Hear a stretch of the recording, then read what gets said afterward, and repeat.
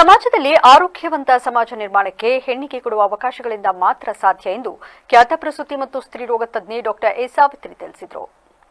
ತಾಲೂಕಿನ ರಾಮನಾಥಪುರದಲ್ಲಿ ಸ್ವಸ್ಥ ಸಮಾಜ ನಿರ್ಮಾಣ ಸಮಿತಿ ವತಿಯಿಂದ ಸೋಮವಾರ ಅಂತಾರಾಷ್ಟ್ರೀಯ ಮಹಿಳಾ ದಿನಾಚರಣೆ ಪ್ರಯುಕ್ತ ವಿವಿಧ ಕ್ಷೇತ್ರಗಳಲ್ಲಿ ಸಾಧನೆಗೈದಿರುವ ಮಹಿಳಾ ಸಾಧಕಿಯರಿಗೆ ಹಮ್ಮಿಕೊಂಡಿದ್ದ ಸನ್ಮಾನ ಸಮಾರಂಭವನ್ನು ಉದ್ಘಾಟಿಸಿ ಮಾತನಾಡಿದ ಅವರು, ಸಮಾಜದಲ್ಲಿ ಇಂದಿಗೂ ಕೂಡ ಹೆಣ್ಣಿನ ಮೇಲಿನ ಶೋಷಣೆ ಬೇರೆ ಬೇರೆ ರೂಪದಲ್ಲಿ ನಿತ್ಯವೂ ನಡೆಯುತ್ತಿರುವುದು ನೋವಿನ ಸಂಗತಿಯಾಗಿದೆ.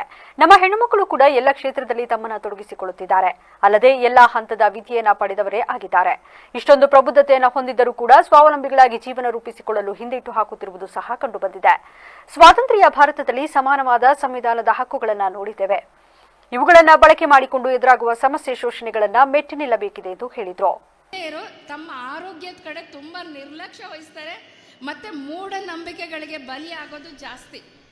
ಹಾಗಾಗಿ ನಾನು ಮಹಿಳಾ ದಿನಾಚರಣೆ ಅಂಗವಾಗಿ ಮಹಿಳೆಯರಲ್ಲಿ ಏನು ಹೇಳೋದು, ಯಾರು ನಮ್ಮನ್ನ ಪ್ರಬಲರಾಗಿ ಮಾಡ್ತಾರೋ ಇಲ್ವೋ, ನಾವು ಆರೋಗ್ಯವಾಗಿದ್ದರೆ ನಾವು ಯಾವುದೇ ಒಂದು ಸಮಸ್ಯೆನ ಧೈರ್ಯವಾಗಿ ಎದುರಿಸ್ಬೋದು, ಧೈರ್ಯವಾಗಿ ನಾವು ಸಮಸ್ಯೆಗಳನ್ನು ಪರಿಹಾರ ಕಂಡ್ಕೋಬೋದು.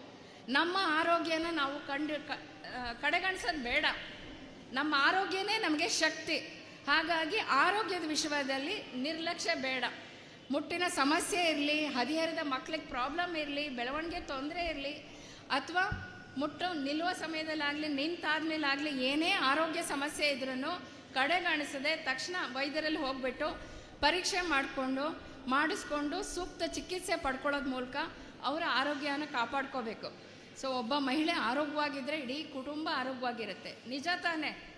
ಮನೆಯಲ್ಲಿ ಗೃಹಿಣಿ ಆದವಳು ಎಲ್ಲಾ ಜವಾಬ್ದಾರಿ ಹೊತ್ಕೊಂಡಿರ್ತಾಳೆ, ಅವಳೇನಾದ್ರು ಕಾಯಿಲೆ ಅಂತ. ತಾಲೂಕು ಆರೋಗ್ಯಾಧಿಕಾರಿ ಡಾ ಪುಷ್ಪಲತಾ ಮಾತನಾಡಿ, ಮಹಿಳೆಯರ ಸಬಲೀಕರಣ ಕೇವಲ ವೇದಿಕೆ ಕಾರ್ಯಕ್ರಮಗಳ ಮೂಲಕ ಆಗುವುದಿಲ್ಲ, ಬದಲಾಗಿ ಪ್ರತಿ ಕ್ಷೇತ್ರಗಳಲ್ಲಿಯೂ ಸಮಾನವಾದ ಅವಕಾಶಗಳು ಸಿಕ್ಕಿದಾಗ ಮಾತ್ರ ಮಹಿಳೆಯರ ಸಬಲೀಕರಣ ಕಾಣಲು ಸಾಧ್ಯ ಎಂದರು.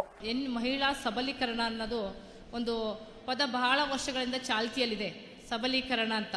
ಆದರೆ ಅದು ಎಷ್ಟು ಮಟ್ಟಿಗೆ ಅದನ್ನು ಇಂಪ್ಲಿಮೆಂಟ್ ಆಗಿದೆ ಅನ್ನೋದನ್ನು ನಾವು ಅವಲೋಕನ ಮಾಡಬೇಕಾಗುತ್ತೆ. ಮಹಿಳಾ ಸಬಲೀಕರಣ ಅಂತಂದರೆ ಕೇವಲ ಯಾವುದೋ ಒಂದು ಕಾರ್ಯಕ್ರಮದಲ್ಲಿ ಕರೆದುಬಿಟ್ಟು ಅಥವಾ ಒಂದು ಯಾವುದೋ ಒಂದು ಕಡೆ ನಮಗೆ ಕಾರ್ಯಕ್ರಮ ಅಥವಾ ಬೇರೆ ಎಲ್ಲರೂ ಒಂದು ಕಡೆ ಸ್ಥಾನಮಾನ ಕೊಟ್ಟರೆ ಸಾಲದು. ಅವ್ರನ್ನ ಶೈಕ್ಷಣಿಕವಾಗಿ, ರಾಜಕೀಯವಾಗಿ, ಸಾಮಾಜಿಕವಾಗಿ ಅವರನ್ನು ನಾವು ಅವರಿಗೆ ಸ್ಥಾನಮಾನ ಕೊಡಬೇಕು. ಈಗ ಸ್ಥಳೀಯ ಸಂಸ್ಥೆಗಳಲ್ಲಿ ಮಾತ್ರ 33% ಹೆಣ್ಣು ಮಕ್ಕಳಿಗೆ ರಿಸರ್ವೇಷನ್ಸ್ ಕೊಟ್ಟಿದ್ದಾರೆ. ಬಟ್ ಬೇರೆ ಕಡೆಯೂ ಕೂಡ ಇದು ಇಂಪ್ಲಿಮೆಂಟ್ ಆಗಬೇಕು. ಆಗ ನಾವು ಹೆಣ್ಣು ಮಕ್ಕಳು ಸಮಾಜವನ್ನು ಪ್ರತಿನಿಧಿಸಿದಾಗ ನಮಗಾಗ್ತಿರೋ ತೊಂದರೆಗಳಲ್ಲಿ ನಾವು ಅವ್ರಿಗೆ ಹೋರಾಟ ಮಾಡ್ಬೋದು, ಶಕ್ತಿ ಇರ್ತದೆ. ಆದ್ದರಿಂದ ಇಲ್ಲಿ ಕೂತಿರುವ ಎಲ್ಲ ಪುರುಷರಲ್ಲಿ ಮತ್ತು ಹೆಣ್ಣು ಮಕ್ಕಳಲ್ಲಿ ನಾನು ಕೇಳ್ಕೊಳ್ಳೋದು ಅಂದರೆ, ಪ್ರಮುಖವಾಗಿ ಮಕ್ಕಳಿಗೆ ಶಿಕ್ಷಣ ಕೊಡಿಸಿ. ಶಿಕ್ಷಣವೇ ಎಲ್ಲದಕ್ಕೂ ದಾರಿ. ಮಹಿಳೆ ಒಂದು ಕಲಿತರೆ ಶಾಲೆ ಒಂದು ತೆರೆದಂತೆ ಅಂತ ಈಗ ಇಲ್ಲಿ ಎಷ್ಟೊಂದು ಜನ ಸಾಧಕಿಯರಿಗೆ ಸನ್ಮಾನ ಮಾಡ್ತಾ ಇದ್ದಾರೆ, ಶಿಕ್ಷಣವನ್ನು ಪಡೆದಿದ್ದಾರೆ. ಕೇವಲ ಶಿಕ್ಷಣ ಪಡೆದವರು ಅಥವಾ ಯಾವುದೋ ಒಂದು ರಂಗದಲ್ಲಿ ಗುರುತಿಸ್ಕೊಂಡ ಮಹಿಳೆಯರು ಮಾತ್ರ ಸಾಧಕಿಯರು ಅಂತ ನಾನು ಭಾವಿಸಲ್ಲ. ನಮ್ಮ ಅಜ್ಜಿ, ತಾಯಿ, ಮುತ್ತಜ್ಜಿಗಳು ಕೂಡ ಎಷ್ಟೊಂದು ಜನ ಸಾಧಕರಾಗಿ. ಸ್ವಸ್ಥ ಸಮಾಜ ನಿರ್ಮಾಣ ವೇದಿಕೆಯ ಅಧ್ಯಕ್ಷ ಪ್ರದೀಪ್ ರಾಮಸ್ವಾಮಿ, ಆರಕ್ಷಕ ಉಪನಿರೀಕ್ಷಕರಾದ ಕಾವ್ಯ, ಮಾಜಿ ಶಾಸಕ ಎಚ್ ರಾಮಸ್ವಾಮಿ ಅವರ ಪತ್ನಿ ಆಶಾರಾಣಿ, ತಾಲೂಕು ಕೃಷಿ ಸಹಾಯಕ ನಿರ್ದೇಶಕಿ ಕವಿತಾ ಸೇರಿದಂತೆ ಇತರರು ಉಪಸ್ಥಿತರಿದ್ದರು.